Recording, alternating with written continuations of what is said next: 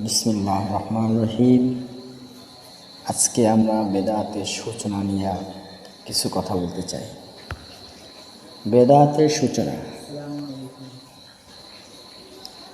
হাফেজ ইবনে কাসির রহমতুল্লাহ আলাইহি শিয়া তাফসিরে গ্রন্থে হাফেজ ইবনে আবি হাতিমের সূত্রে বরি ইবনে আনাস থেকে বর্ণনা করেন যে এক ব্যক্তি দীর্ঘদিন যাবৎ খুব ইবাদত বন্দেগী করেন, কুরআন সুন্নাহ পাকের অনুসারী ছিলেন।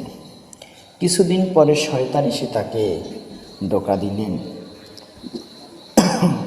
যে অতীতের লোকেরা যে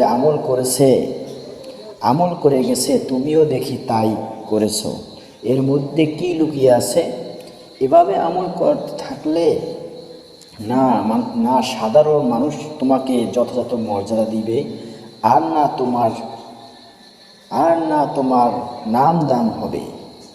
তোমার উচিত নূতন কিছু আবিষ্কার করে প্রচার করা, তাহলে অতি দ্রুত তোমার প্রসিদ্ধতা লাভ হবে এবং সর্বোচ্চ তুমি আলোচিত ব্যক্তি হবে। সুতরাং সে তাই করল, নূতন নূতন জিনিস আবিষ্কার করে লোক সমাজে প্রচার করতে লাগলো। এভাবে কিছুদিন পর্যন্ত সে এই কাজে লিপ্ত ছিল। লোকজনও তার অনুসরণ করেছিল। এক পর্যায়ে সে অনুতপ্ত হয়ে লোকালয় ছেড়ে যখন সে বুঝতে পারল যে আমার এই কাজটি ভুল হয়েছে, লোকালয় ছেড়ে নির্জনে গিয়ে ইবাদতে মশগুল হলো। কিন্তু আল্লাহর পক্ষ হতে ঘোষণা আসলো, তুমি একা ভুল করলে তোমাকে ক্ষমা করা হতো, কিন্তু সাধারণ মানুষকেও তুমি পথভ্রষ্ট করেছ।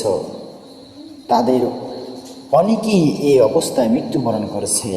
এদের সকলের দায়ভার তোমার নিতে হবে, অতএব তোমার তওবা কবুল হবে না। তাফসিরে ইবনে কাসির সূরা মায়েদা আয়াত নম্বর ৭৭।